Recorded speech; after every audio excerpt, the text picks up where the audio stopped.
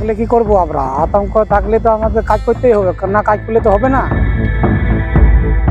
এটা দেখলাম সত্যিকারের বাঘ, মানে বাছুর থেকে অনেক বড়, প্রায় 1 কোমর হাইট।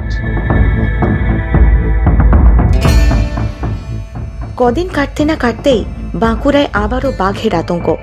বাঘ মানুষের চোখের সামনে দিয়েই ঘুরছে, এমন খবর ছড়াতেই আতঙ্কে আলজিভ পেটে সেঁদিয়ে যাওয়ার মতন অবস্থা বাঁকুড়ার মানুষের।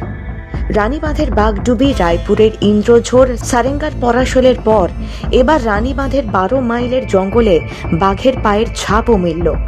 12 মাইলের একদিকে রয়েছে ঝাড়গ্রামের কাকড়াঝোড় ও বেলপাহাড়ির জঙ্গল, অন্যদিকে পুরুলিয়ার কুইল্লাপালের জঙ্গল।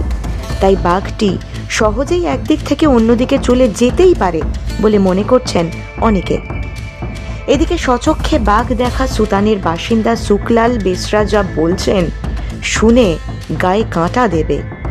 আজকে আমি ভোর 4টার সময় যখন বেরিয়ে রানীবাঁধ গেছি বা ছেলেকে বাস ধরানোর জন্যে, ফেরার পথে তখন এই বেলা উঠছে, তখন এই 12 মাইল জঙ্গল ল্যাংটাপোল পেরিয়ে লম্বা রাস্তা, যেখানে সোজা রাস্তা, সেখানে দেখছি বাঘ সামনে দাঁড়িয়ে আছে। স্বয়ং আমি দেখলাম, এটা অবিশ্বাস করার কিছু নেই। অনেকেই বলছিল যে না বাঘ নয়, বাঘ নয়। আমি বলছি বাঘ আমি নেকড়ে দেখেছি, হ্যাঁ, শিয়াল দেখেছি, সব রকম দেখেছি, কিন্তু বাঘ এটা দেখলাম সত্যিকারের বাঘ, মানে বাছুর থেকে অনেক বড়, প্রায় 1 কোমর হাইট, রাস্তায় দাঁড়িয়ে আছে, শুধু আমাকে তাকাচ্ছে। আমি ঘুরে পালিয়ে গেলাম। সে থেকে বাড়ি এসে দেখি আমাদের সুতান গ্রাম হয়ে গেছে বাঘটা। এখানে যেখানে দেখতে এসেছি, এখানে পাঁচ দেখা যাচ্ছে, হ্যাঁ, বড় বড় পাঁচ থাবা, মানে এই মাটির মধ্যে ছাপ পাওয়া গেছে। এতে তো আতঙ্ক তো অবশ্যই আমাদের সুতান গ্রামে তো বেশি আতঙ্ক। এটা মনে হচ্ছে, জানি না, এটা সরকার তো বলছে এখানে বাঘ ওখানে বাঘ, মনে হচ্ছে লালগড়ে আবার বাঘ শোনা যাচ্ছে। এখানে সুতানে আজ সুতানে বাঘ পাওয়া গেল, রাস্তায় দাঁড়িয়ে আছে, বাধ্য হয়ে আমাকে ব্যাক করে পালাতে হচ্ছে। তখন অনেকটা সাহস করে বেরিয়ে এলাম ওখান থেকে। তারপরে আমার ভয়টা আবার বেশি পেয়েছি। তখন কিন্তু আমি সাহস করে ব্যাক করে পালিয়ে গেলাম, তখন অতটা ভয় পাইনি, হ্যাঁ, কিন্তু যখন একটু দূরে গিয়ে তখন ভয়টা আবার বেশি পেয়েছি। এই ঘটনায় আতঙ্কিত হয়ে পড়েছেন এলাকার মানুষজন, হওয়াই স্বাভাবিক।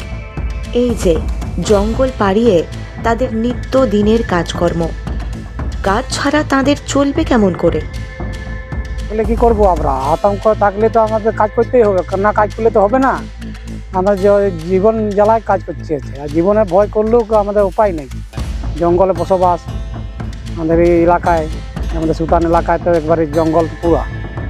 জঙ্গলের ভিতরে আমাদের জমি আছে, আমরা ওই কাজ করতে বাধ্য, না কাজ করলে আমাদের সময় চলে যাচ্ছে। আতঙ্ক, কোনো ছাগল গরু বাইরে জঙ্গলে লেগা যাচ্ছে না, মানুষ আতঙ্কের মধ্যে কাটাচ্ছে। যে কোনো সময় মুহূর্তে বিপদ হতে পারে। সরাসরি বাঘের দেখা মিলেছে। আমরা এই মুহূর্তে জঙ্গলের দিকে যেতে পারছি না। আমাদের জঙ্গলে সব কিছু, কারণ জঙ্গল থেকে কাঠ আনতে হয়, অনেক কিছুই, মানে জঙ্গল থেকে পাত থেকে শুরু করে অনেক কিছুই আমাদেরকে, মানে শিকড় বাকড় থেকে শুরু করে মাটি ফাটি সবই ওই দিক থেকেই আনা হয় প্রয়োজনের জন্য। সব কিছু ঘরেই আমাদের লাগে আর কি, কারণ জঙ্গলের মধ্যে বাঘের ছাপ আছে, এই অনেক কিছু, আমরা যার জন্য আমরা ভয়ে আতঙ্কিত, কিংবা জঙ্গলের ভেতরে আমরা কেউ খুব একটা সাহস করে যেতেও পারছি না, খুব ভয়ও লাগছে, আমাদের খুবই সমস্যা হচ্ছে।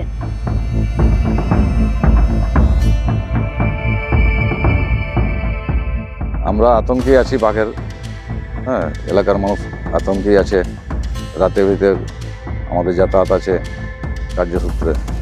বাঘ এটা, কারণ বাঘের আমরা মাপ করে দেখলাম থাবাটা লম্বাতে আপনার 18 সেন্টিমিটার মতো আছে, আর চৌড়াটা 13.5-14 সেন্টিমিটার। বাঘই হতে পারে এটা। আতঙ্কিত তো হওয়ারই কথা।